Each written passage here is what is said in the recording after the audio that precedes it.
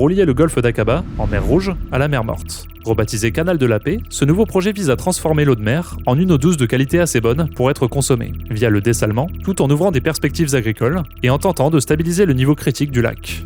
En 2013, un accord tripartite entre Israël, la Jordanie et l'autorité palestinienne retient finalement le projet d'un aqueduc situé en territoire jordanien. Malgré des études de faisabilité convaincantes, le projet s'est quand même heurté à la réalité politique et financière. L'escalade militaire dans la région et la rupture du dialogue diplomatique depuis plus de 2 ans ont suspendu les accords de coopération. Le 15 juin 2021, le ministre jordanien de l'Irrigation officialise l'abandon du projet tripartite, privilégiant les besoins immédiats en eau potable du pays. La Jordanie a donc choisi de lancer son propre programme national, le National Conveyor Project, et de construire seule son usine de dessalement à Aqaba, sans dépendre d'une coopération devenue impossible.